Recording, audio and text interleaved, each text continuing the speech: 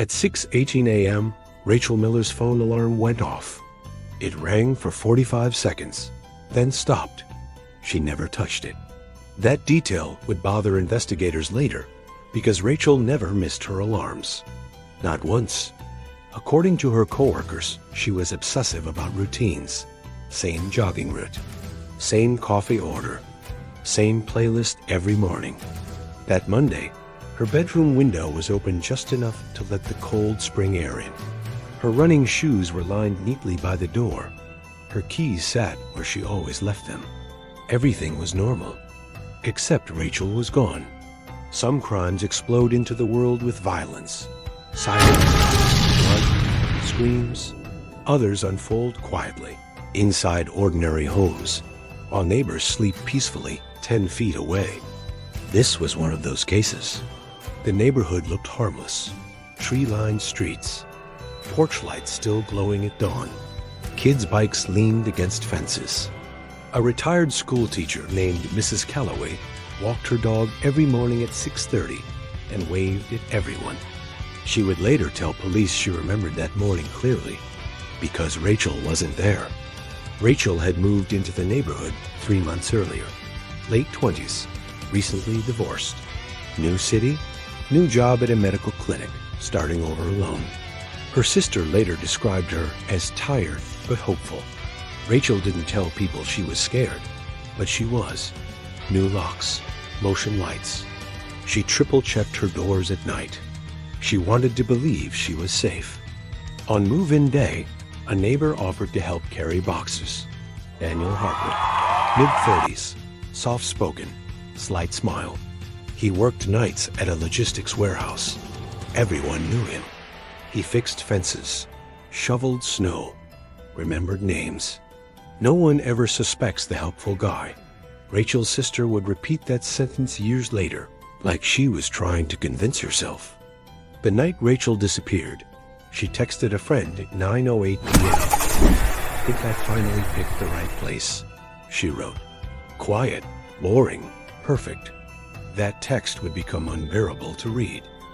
When Rachel didn't show up for work, her supervisor, Angela Ruiz, tried calling her twice, then again at lunch. By evening, Angela felt something wasn't right. Rachel was dependable, almost painfully so. Police were asked to do a welfare check. They found Rachel's car parked outside, her purse on the counter, her phone in the kitchen, half a glass of water on the table. Ice melted. No forced entry, no struggle, no note. Detective Mark Benson stood in the doorway longer than necessary. He had worked disappearances before. People don't vanish like this without leaving something behind. A neighbor mentioned seeing Rachel talking to Daniel around 9:30 p.m. near his driveway. Just talking, no tension. Daniel confirmed it. He said Rachel asked about internet providers, said she seemed nervous living alone. He reassured her the neighborhood was safe. He smiled when he said it. For a brief moment, police focused elsewhere. A delivery driver had been reported acting strangely in the area that night. Another neighbor thought she heard a car door slam around 10 p.m. A man across town with a prior record was questioned. For 48 hours, Daniel was barely mentioned. That delay would haunt the investigation. Security footage complicated things. One camera showed Rachel walking toward her home at 9:42 p.m. Another showed Daniel stepping outside at 9:50 p.m. Rachel's phone last pinged at 10:11 p.m. inside her house. Then silence. Detective Benson replayed the footage again and again. Rachel never left the neighborhood, which meant something happened inside. But her home was pristine. Search dogs found nothing. Drainage systems turned up empty. Volunteers combed the woods until their boots sank into mud. Nothing. Rachel's sister began sleeping with Rachel's jacket at night. 3 weeks passed. Then a utility worker made a call he almost didn't make. He complained of a smell coming from the crawl space beneath Daniel Harper's rental house. He assumed it was a dead animal, but something about it felt wrong. Police nearly dismissed it. Nearly. When officers opened the crawl space, they expected decay. What they found instead felt deliberate. A sealed plastic container, clean, labeled. Inside were Rachel's belongings, washed, folded, preserved like evidence in a shrine. Her ID, her shoes, her jacket. Angela Ruiz collapsed when she saw the inventory list.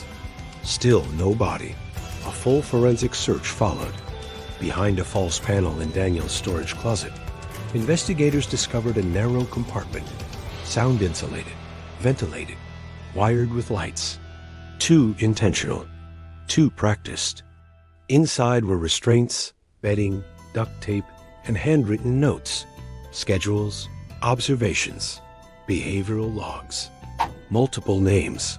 Rachel wasn't the first.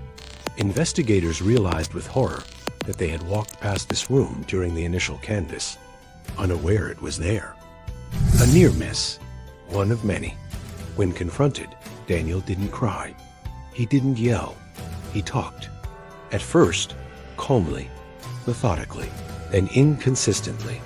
He contradicted himself, corrected his own memories, blamed victims for not cooperating, referred to them as subjects. At one point, he laughed, then stopped abruptly when he realized no one else was. He said Rachel changed the rhythm, said she resisted more. Side panic made him rush. Mistakes were made. That was the only word he used. Mistakes. He never said her name. Rachel's body was never recovered. Neither were the others. Daniel received multiple life sentences. The neighborhood changed. People stopped waving. Mrs. Calloway moved away. Rachel's sister still keeps her phone on, hoping for a call that will never come. And Daniel's house sits empty, because even after everything, no one wants to live where the walls once listened. The most terrifying part of this case isn't the hidden room. It's the realization that Rachel did everything right. She locked her doors, trusted cautiously, chose a safe neighborhood, and it still wasn't enough. No one ever suspects the helpful guy. And that truth should disturb you, because it means evil doesn't always announce itself. Sometimes it offers to carry your boxes. If this story stayed with you, subscribe to the channel. More cases are coming. Stories that were quiet, forgotten, and never fully explained.